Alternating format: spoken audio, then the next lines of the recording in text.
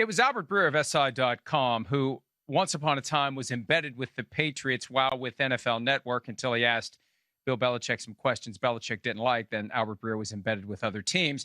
Now Breer with SI.com reported earlier this week that the Patriots had had some trade conversations regarding Gilmore back in March, April, and August. And then Breer reported yesterday that the Patriots, frankly, like any other team, would listen to offers for almost anyone on the roster.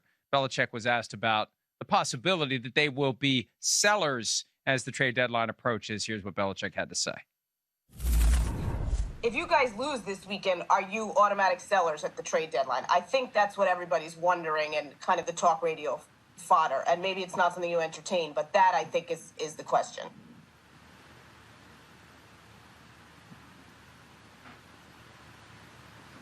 Yeah. Come on, Bill. Well, I guess I'll just put it nicely and pass on the opportunity to get involved in talk radio. It's really a tough one for me to say no to, but I'm just going to say no to talk radio questions. Thank you. Thanks for asking. I appreciate the opportunity to get involved. Sure he does. Look, always entertaining, and I'm sure that it's terrifying to have to ask Bill Belichick questions. At least they're not there in person. That's the only saving grace this year. But again, any team would listen to offers for almost any players. We've talked about that this week. There's only a handful of guys who are truly untouchable that you hang up the phone or you start laughing hysterically if someone calls and says, hey, are you interested in trading Patrick Mahomes? So, yeah, they would listen to offers for almost anyone, of course. And if you offer enough, then you make the move. That's just the way it works. The difference this year is they'd be more inclined to listen and maybe more inclined to take less, because if they lose on Sunday, it could be time to fold the tents on 2020, even though there's that 7th seed that they could get their act together and get to 9-7 and maybe still get to the postseason, Charean. Yeah, our good friend Tom Curran from NBC Sports Boston wrote a great column on Gilmore and says it's not a matter of when. Not a matter of if, it's a matter of when he's going to be traded, whether it's now at the trade deadline or after the season. He doesn't expect Gilmore to be back with the Patriots next season. And he does have 1 year left on his contract. But, Mike, if I'm Seattle in particular, and they're always in on top players, but 32nd ranked defense in the NFL, if I'm particularly Seattle, but Tennessee, Tampa Bay, any of these teams that think they have a chance to win a Super Bowl, New Orleans, whoever, I would make a call to the Patriots, and I would want Stephon Gilmore on my team.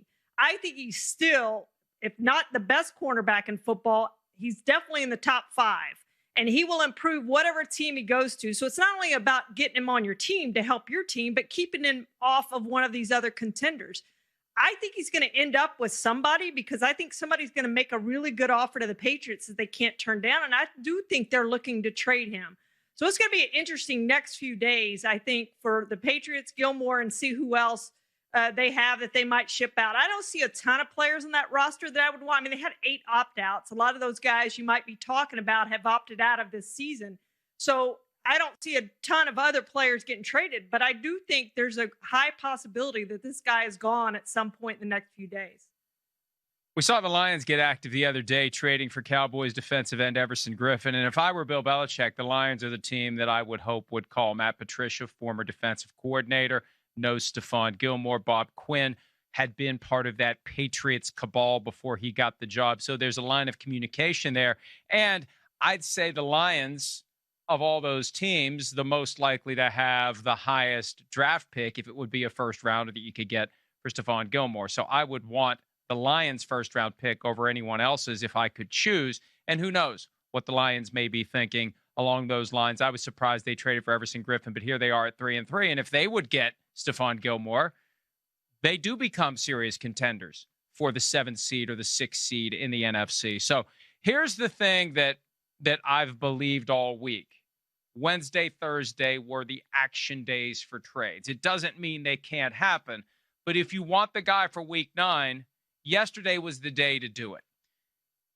If you wait until after Sunday, you're not going to have the guy for week 9. Now, for the Bengals, Browns, Rams, Eagles, doesn't matter. They don't play week 9 if they would be interested in a guy like Stephon Gilmore. For the other 27 teams, you're not going to have him for week 9, period. And that may be okay. And, the Patriots and some of these other teams, Charean, they may want to see what happens this weekend before they make final decisions. That's always a dynamic as we approach the trade deadline. The Vikings, for example, if they would somehow beat the Packers and move to 2-5, different vibe altogether than 1-6. So it may be one of these things where let's see how it goes Sunday.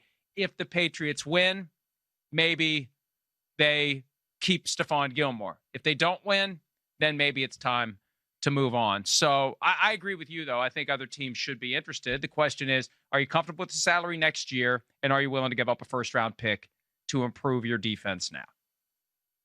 Yes, yes, and yes. I want him on my team. I'm willing to give whatever it takes, especially a team like the Bucs. Now, I realize they don't have the cap room probably to fit him under. Maybe they can work it to make it work. But, a team like that that's really all in for 1 year, I'm going all in for Stephon Gilmore. I want him on my team, and I think he can help make us a better team. No matter who I have at cornerback, he's going to make you better. You can never have too many cornerbacks. So you look at what the Vikings are going through now with Mike Hughes now on injured reserve and everything else. The top 3 cornerbacks may be out on Sunday. You just can never have enough good cornerbacks, and he's one of the best in the business.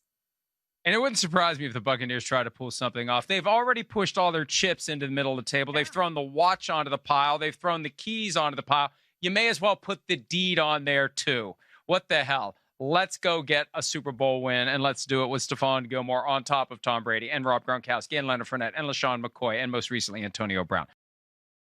Hi, I'm Mike Tirico, and thanks for watching.